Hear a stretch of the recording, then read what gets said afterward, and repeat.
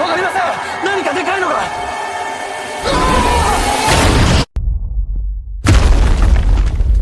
あれがゴジラ。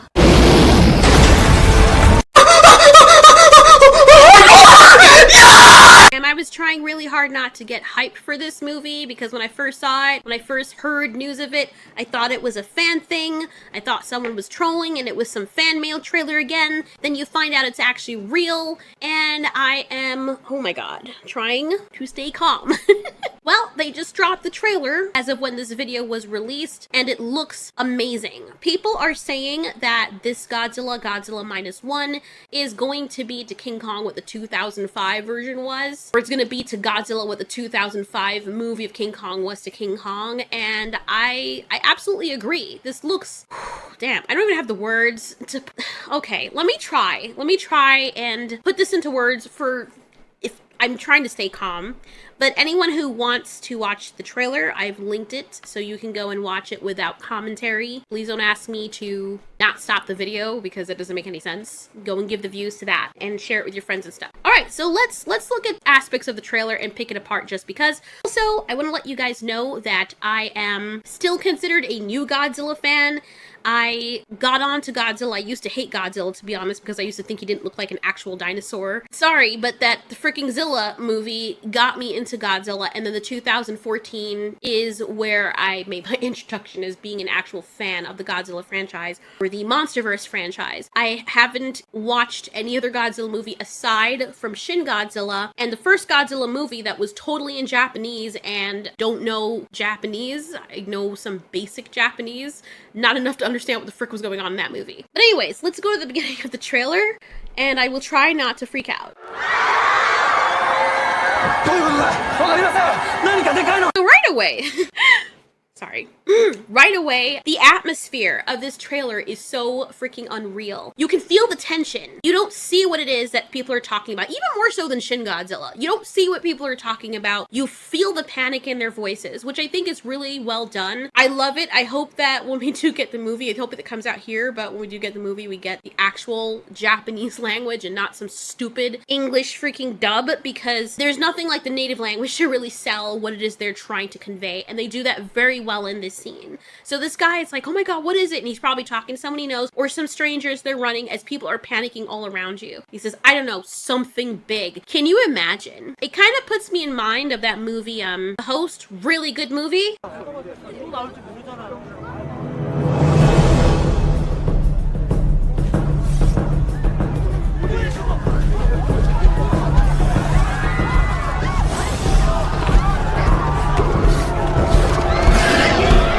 The way this movie was shot, the movie monster, the premise of the movie, even though it had a bit of comedy to it, this is what the Minus One trailer put me in mind of.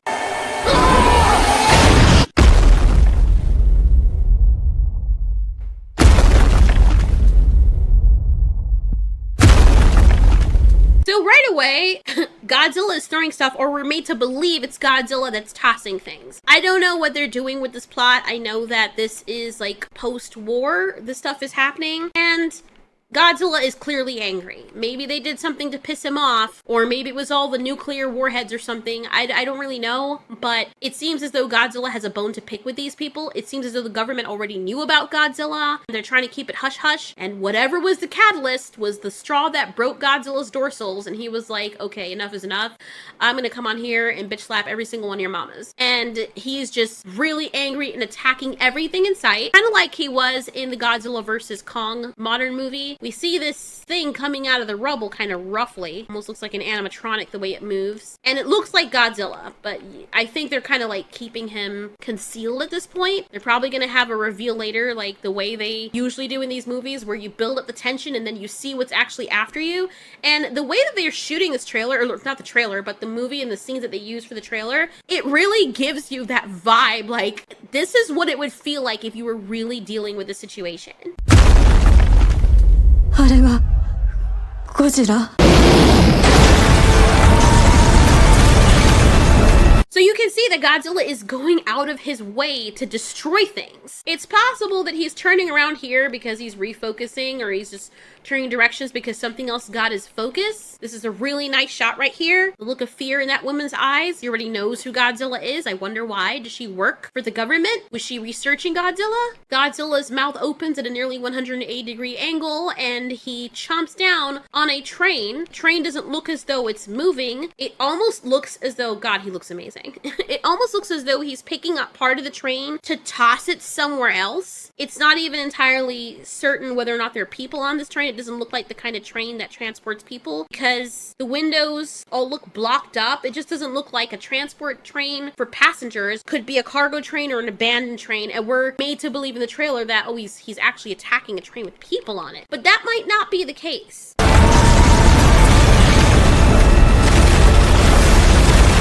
Dude, that is crazy. Oh my God. The physics, like you always wonder what would happen. You know how much Godzilla must weigh, right? So when he steps down and he puts his full weight on his foot, it crunches down on the asphalt. This is so good. You can actually see people. Look over there. Look on the left. Look, those are all people up in the air right now. Oh my God. Oh my God. Oh my God. Oh my God. Calm down. This is so good. Oh my God, that poor woman. Hold on. This woman right here, she's like, oh, the terror. They just dealt with something devastating and then this happened. Can you imagine having lost your family members after a devastating war event and then have something like this happen on top of it, bro? And you're seeing this from the point of view of the people, which is what makes it amazing. They also sell, I don't know, I'm sorry, I'm not trying to insult America at all, but Asian cinema just does dramatic stuff a lot better with emotions, crying, fear. I mean, it's to the point where when I watch Asian cinema, specifically like Korean and Japanese, they're just better, not trying to be biased, but just better. You believe their emotions, most of them. Whenever you're watching fear in American cinema, it is so rare to see a believable portrayal of fear to the point where when you do see it, you're like, wow, that person did a really good job. But that's to be expected if you're acting. Like, people will see stuff like this happening and they're like, oh my God, oh Jimmy, and there's no tears being filled. They lose their mom and they're just like, Mom, oh no. I love you forever, Mom. And then they just keep running and it's like in the next minute they're talking like they didn't just lose a loved one. In Asian cinema though, when people cry, they freaking cry. When they're scared, they are freaking scared. And they don't just use these same sound effects in the Willem scream over and over again when people are afraid. People are actually freaking screaming, or they're using actual different recordings of people exhibiting fear. So I like watching this from this perspective as well, because he didn't really get much of that. This seems to be heavily from the people's point of view. Like, this is like the natural disaster movies, which America does do very well, but instead of a natural disaster, this is another kind of natural disaster. So I thought that was really interesting. Did you see that shot though? Oh man, oh my God, this is too good. Oh my God. Oh my God, I can't do this. This is too hard. That's what she said. Stop. Anyway, but yeah, these guys, I don't know who they are. Looks like the same people. 1, 2, 3, 4, 5. 1, 2, 3, 4, 5. So it's the same guys. And then in the next shot, or maybe it's a building, and that's the top of, yeah, this is the roof of a building. Oh my God, that's scary. You can tell because you have those structures that are usually on the top of buildings. I could be wrong, but that's what it looks like. And these access points for the workers and stuff. So I think this is the top of a building, but then when piece of it falls off, they're on the side and you see it falling towards the, oh my God, that is so terrifying. The angle that they use for this shot. Oh, I'm gonna go insane. Oh, this is too good. For sake, when's the movie coming out? Oh my God. Whew. Oh my God. Oh my God. Oh my God. Okay. Oh, this is so good. Oh, let's continue. Oh God, keep it together. Keep it together, keep it together. Oh my God, look at the people. Look how big Godzilla is. Is that Godzilla? That's, I think it's his feet. Yeah, why does his other foot look so furry? Anyway, but yeah, the people are running. You could tell like how much it doesn't matter because he just took a mini step and just planted, and these people are barely moving in comparison to him. You can get the full full scale of this creature by this pan out establishing shot right here where you can see some heavy composition, but still, it looks amazing and it feels scary. You can sense the trepidation. I don't know why they're all running in a straight line. They're scared, I get it, and maybe the best place to be is on the street where you can see it, but like, you know what I'm saying? It's kind of like a tornado situation. Like, what are you doing? You look behind, you see this thing's coming. Branch off! I know you're trying to be faster than the next person, but if I look behind me and I see this thing, and oh crap, his foot bottom just made a pace out of the people a few decks back, I'm gonna veer off, because I know that over time he's gonna overtake me, and he's probably gonna be following the majority of the crowd anyway. So I'm gonna veer off somewhere else, but everyone is running in exactly the same direction, which is completely stupid. Some people are going into the buildings. They're smart, even though I wouldn't go into a building because I've seen buildings get leveled by this point, but different types of people handle panic in different ways, I guess. I would love to see more of this. I hope they don't do what America does and release like a bunch of TV spots and spoil the whole freaking movie.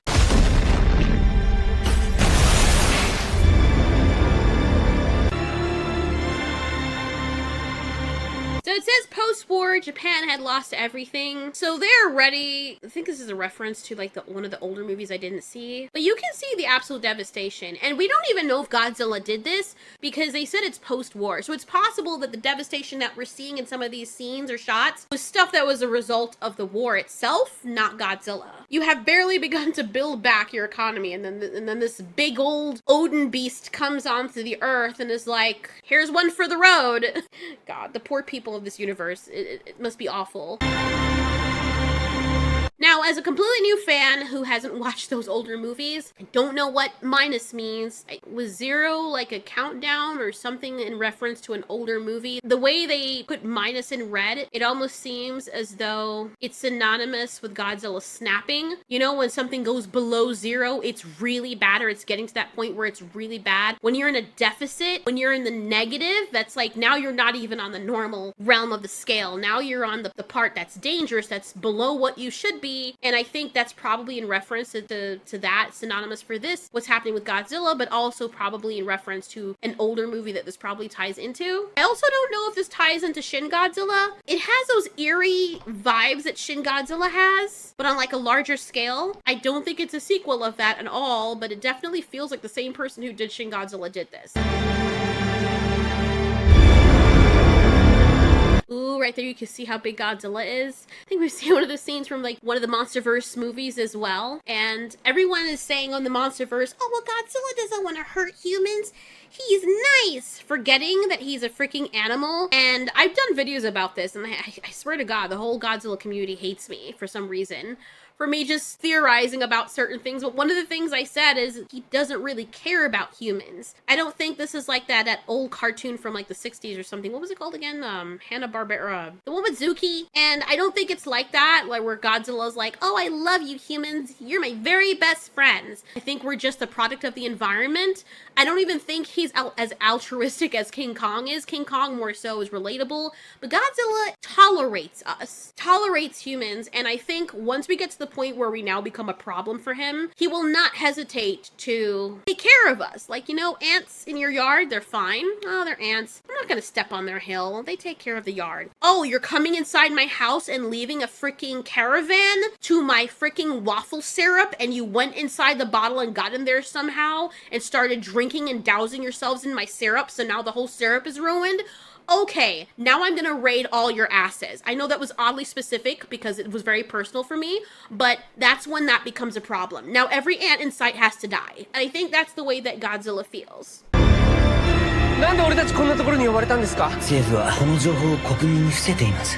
Already I can tell that I'm going to like some of these human characters. Like, the human characters never really appealed to me. They did try to do a little bit better with Godzilla King of the Monsters and Godzilla versus King Kong, or Godzilla versus Kong.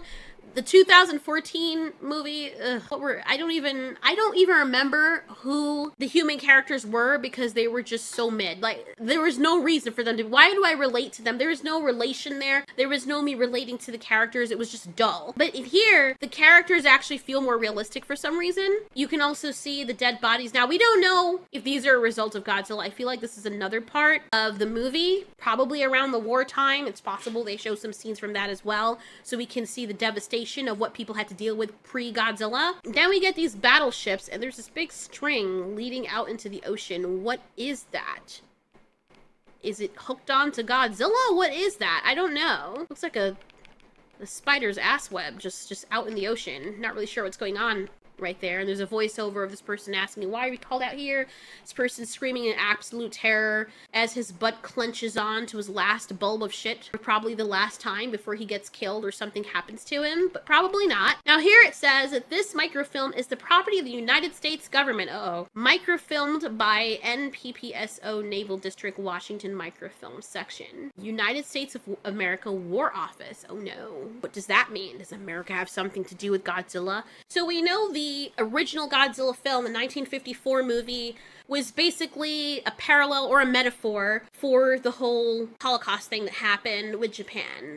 It was from their perspective. It was basically the manifestation or the personification of what happened in Hiroshima. They're probably doing the same thing in this movie. A lot of people know the story about the bomb that detonated over Hiroshima and the absolute devastation that it caused. Apparently, it had an explosive yield equal to 15,000 tons of TNT. 70% of buildings were just razed, and there were said to be about 140,000 deaths by the end of 1945. So it was completely devastating. And Godzilla was a personification of that. And no matter what they tried to do, all of their weapons were basically helpless against this entity. Just cut through everything that they had like a fish through water. So in the next scene, they say the government is not telling the public. Now this could be about Godzilla or something big that they're finding in the ocean. We know that the government, or at least the naval fleets, they are at least researching this or trying to keep tabs on the monster. So they probably know about Godzilla way before everyone else does, but then for some reason they lose control. His hair looks amazing. It looks like it was AI generated. See, that's how you do emotion. Not really sure what this map is supposed to show. I mean, it's Tokyo, obviously, but is that where Godzilla is? Is that his trajectory? Is that where he's hit? Is that where all devastation is? I'm not really sure. But when they point to it, it lets us know that something is going down there. In the next shot, we see Godzilla's hand.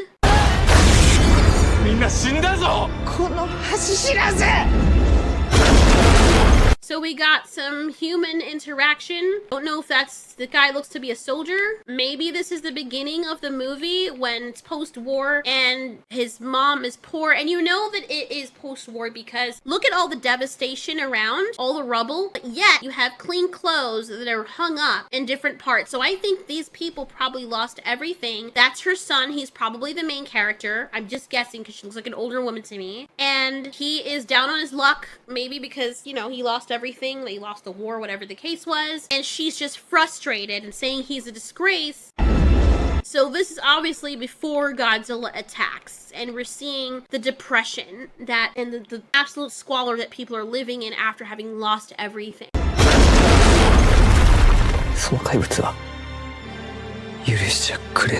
I think that's the same guy who we just saw in the past scene. It could be. Yeah, I think so. And I don't know what role he's going to play in the monster, but it's obviously we're going to be following him. Now, here's the thing where it's interesting. He's a soldier, and if he's going to be the main character, based on what I'm seeing in the trailer, I don't mind it. I mean, in the 2014 Godzilla, we had a soldier who was a main character as well, except he wasn't really the most likable person at all.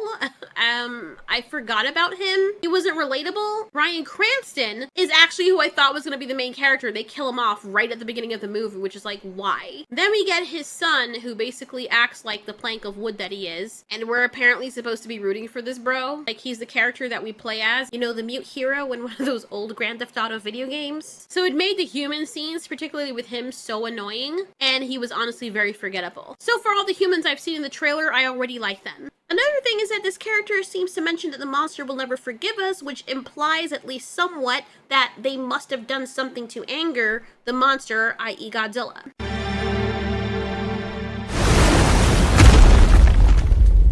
Godzilla minus one.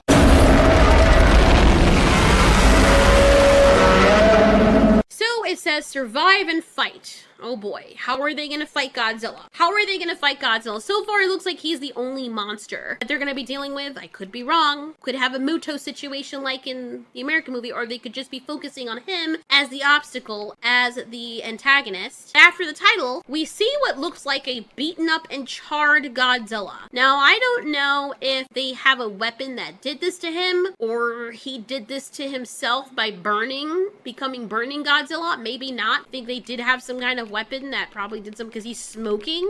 Or maybe they exploded something on him to see if that would work. They dropped everything they had on him, thinking that, oh, he's gonna die now. And he comes out and he's just totally fine and more pissed off than he was before. And you can see some of the chars and embers falling off of him. All in all, this was a really cool trailer. They didn't give away anything, really. I mean, they showed the monster, but they didn't really give away anything.